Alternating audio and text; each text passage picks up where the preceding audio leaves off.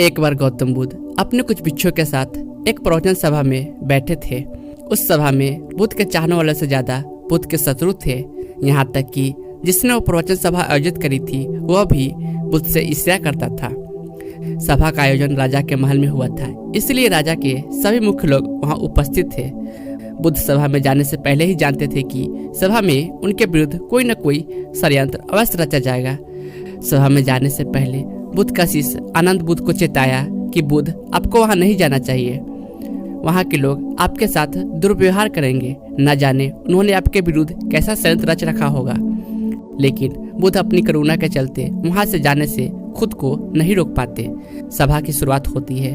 बुद्ध के साथ कुछ तीखे प्रश्न से बुद्ध से ईर्ष्या करने वाले लोगों का यह प्रयास होता है कि बुद्ध से कोई ऐसा प्रश्न पूछा जाए जिसका उत्तर बुद्ध ना दे सके, परंतु बुद्ध सभी प्रश्नों के उत्तर बड़ी ही सरलता से दे देते हैं। सभा में उपस्थित लगभग सभी लोग अपने अपने प्रश्न पूछ लेते हैं और उन्हें उनके उचित उत्तर भी मिल जाते हैं। अचानक वहाँ एक स्त्री आती है और बुद्ध से कहती है, आप ध्यान की बात करते हैं, आप ज्ञान की बात करते हैं, आप सत्य की बात करते हैं, आप लोगों को सत्य के मार्ग पर चलाने की जिम्मेदारी लेते हैं, परंतु क्या आपके भीतर तनिक भी दया नहीं?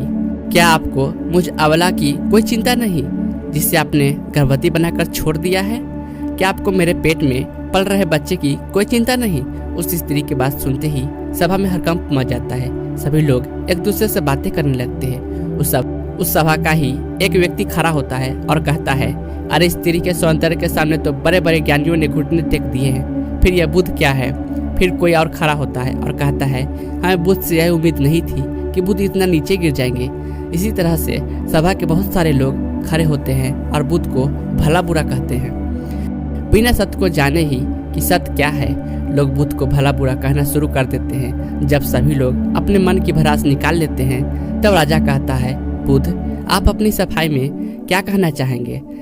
राजा भी बुद्ध से ईर्ष्या करता था। वह चाहता था कि बुद्ध बदनाम हो जाए।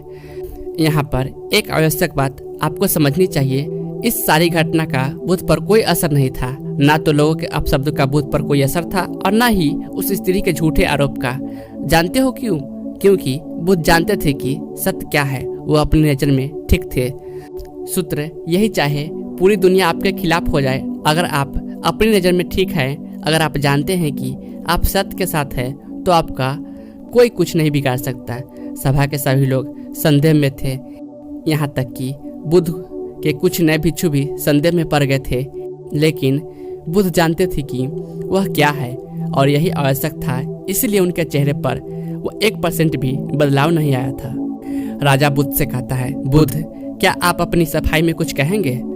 बुद्ध उस स्त्री से कहते हैं, पुत्री, इस पूरे ब्रह्मांड में केवल 2 ही लोग इस सत्य को जानते हैं कि तुम सत्य कह रही हो या असत्य।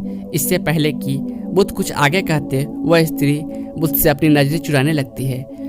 असत्य का सहारा लेने का अर्थ है कि आप अपने भीतर डर का बीज बो रहे हैं। अब यह बीज जैसे जैसे वृक्ष बनेगा वैसे वैसे आपकी समस्याएं बढ़ती जाएंगी। उस सभा का ही एक व्यक्ति स्त्री से कहता है, तुमने बहुत बड़ी बात कही है। अगर यह गलत साबित हो गई तो तुम जानती हो ना कि तुम्हें क्या दंड दिया जाएगा? उस व्यक्ति की बात सुन उस स्त्री के हाथ पैर कांपने लगते हैं और वह तेजी से वहां से भागने लगती है। तेजी से भागने के कारण उस स्त्री ने अपने पेट से जो गठरी बांध रखी थी वह खुलकर जमीन पर गिर जाती है और सत्य सबके सामने आ जाता है। उस स्त्री ने अपने पेट से गठरी इस तरह से बांध रखी थी जिससे लग रहा था कि उसके पेट में बच्चा है। राजा उसी समय उस स्त्री को बंदी बनाने का आदेश देते हैं, परंतु बुद्ध के कहने पर उस स्त्री को क्षमा कर दिया जाता है। एक बात हमेशा याद रखना कि धैर्य और आपकी ही नज़रों में सही होना आपको बड़ी से बड़ी समस्या से बचा सकता है। दोस्तों, आपको यह कहानी कैसी लगी कमेंट बॉक्स के माध्यम से जरूर बताएं। दोस्तों, हम आशा करते हैं कि आपको बुद्ध और गर्भवती स्त्री की कहानी पसंद आई होगी। धन्यवाद। जय हिंद।